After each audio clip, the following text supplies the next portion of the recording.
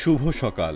আজ শুক্রবার ৯ মে ২০২৫ খ্রিস্টাব্দ, ২৬ বৈশাখ ১৪৩২ বঙ্গাব্দ, ১১ জিলকদ ১৪৪৬ হিজরি।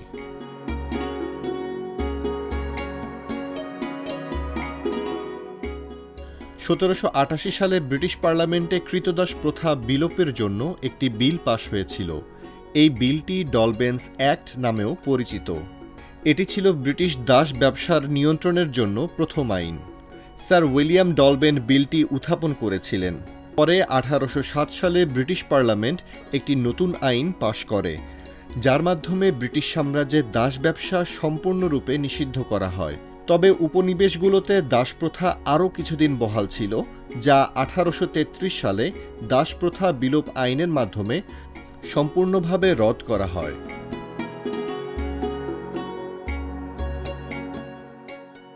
দীর্ঘ ২৭ বছর কারাভোগের পর ১৯৯০ সালে ম্যান্ডেলা মুক্তি পান।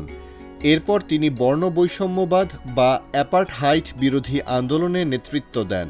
তাঁর ঐতিহাসিক সংগ্রাম এবং আপোষহীন মনোভাবের ফলস্বরূপ দক্ষিণ আফ্রিকায় বহু জাতিভিত্তিক গণতন্ত্র প্রতিষ্ঠিত হয়।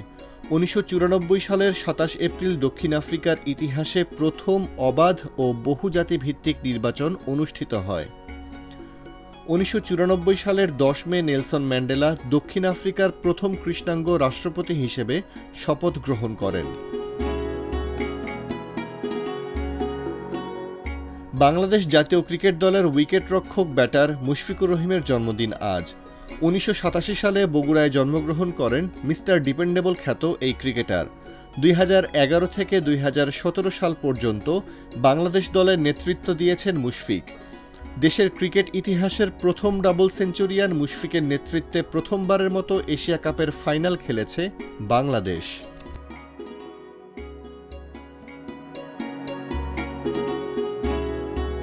(১৯৯২) সালের ৯ মে তামিলনাড়ুর কোটাগিরিতে জন্মগ্রহণ করেন বিউটি উইথ ব্রেইন খ্যাত দক্ষিণী জনপ্রিয় অভিনেত্রী সাই পল্লবী। ২০১৯ সালে ফেয়ারনেস ক্রিমের বিজ্ঞাপনের প্রস্তাব ফিরিয়ে দিয়ে আলোচনায় এসেছিলেন মালায়ালাম ইন্ডাস্ট্রির নায়িকা সাই পল্লবী। ফিদা, প্রেমাম, কালীসহ বেশ কিছু দর্শকপ্রিয় ও ব্যবসাসফল সিনেমা উপহার দিয়েছেন তিনি। নাচে পারদর্শী এবং ব্যক্তিজীবনের চিকিৎসক এই মেধাবী অভিনেত্রী সিনেমায় অভিনয় করেন দুটি শর্তে: ছোট ও আঁটোসাঁটো পোশাক পরা থেকে বিরত থাকা এবং পর্দায় চুম্বন দৃশ্যে অভিনয় না করা।